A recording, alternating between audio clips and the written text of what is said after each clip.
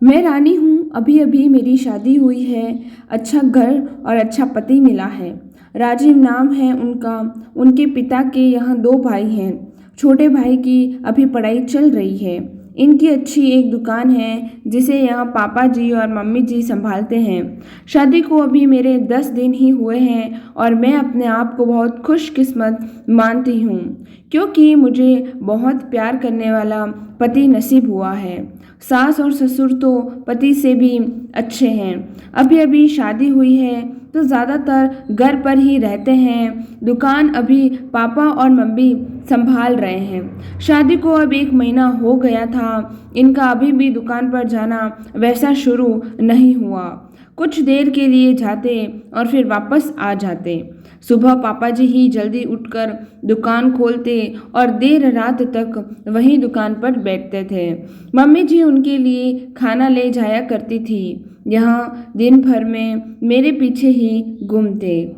मैंने इन्हें बोला कि अच्छा नहीं लगता, अब आप रेगुलर दुकान पर जाना शुरू करिए, वरना पापा और मम्मी कहेंगे कि मैंने आपको कंट्रोल कर रखा है।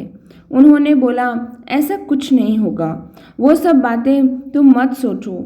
एक दिन हमारे कमरे की नल की टंकी खराब हो गई तो हमारे बाथरूम में पानी नहीं आ रहा था, तो मुझे नहाने के लिए हॉल के बाथरूम में जाना पड़ा।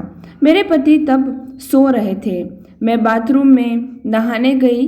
कुछ ही सेकंड के बाद वो भी उठकर दरवाजे के बाहर आ गए और बाहर से ही मुझे आवाज़ देते हैं, रानी तुम अंदर हो? मैंने बोला, हाँ। अपने रूम में पानी नहीं आ रहा था, इसीलिए मैं बाहर आकर नहा रही हूँ। फिर जब तक मैं नहाकर वापस नहीं आई तब तक वो दरवाजे के बाहर ही खड़े रहे। ऐसा वो रोज़ करने लगे। एक दिन वो बाथरूम में नहा रहे थे तब कॉरियर वाला आया। कोई था नहीं तो मैं रिसीव करने के लिए दरवाजे पर गई। मैं अभी उससे बात कर ही रही थी कि यह बाथरूम से टॉवल में ही भागकर आए और आते ही मुझे ज़ोर से कहते हैं कि तुम अंदर जाओ।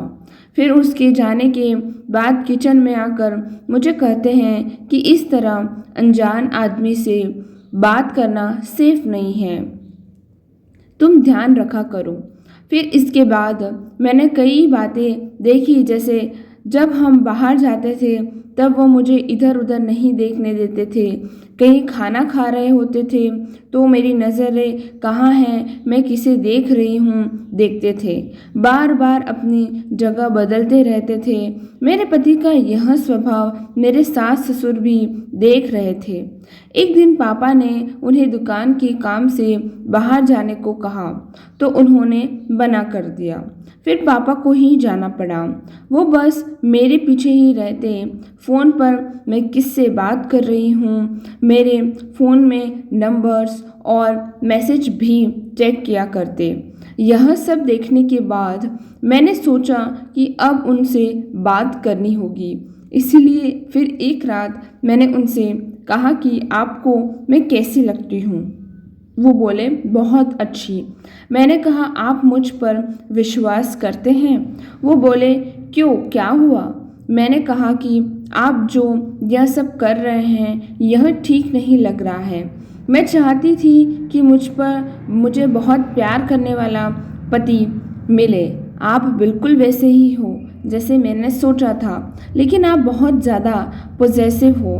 क्या आप मुझ पर शक करते हैं? क्या आपको लगता है मैं आपका भरोसा तोड़ दूंगी? वो बोले, नहीं, ऐसा नहीं है। फिर मैंने कहा कि आपसे अच्छा पति मुझे नहीं मिल सकता, लेकिन आपको अपने पर थोड़ा नियंत्रण और मुझ पर थोड़ा विश्वास रखना होगा, वरना यह आगे चलकर हमारे लिए ही झगड़े और लड़ाई का कारण बनेगा।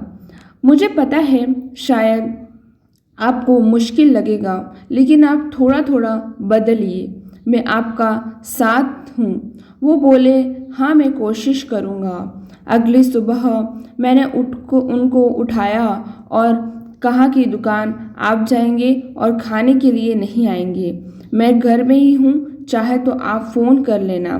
वो जैसे तैसे मन मनाकर, कभी रूठ कर तो कभी प्यार से धीरे धीरे उनकी आदतों में सुधारने की कोशिश कर रही हूँ। मैंने एक पत्नी ही अगर पति को नहीं समझेगी तो कौन समझेगा। बहुत हद तक मैंने उनका स्वभाव बदल दिया है। बात को बढ़ाना नहीं, बात को किस तरह से सुलझाया जाए यह सोचना चाहिए।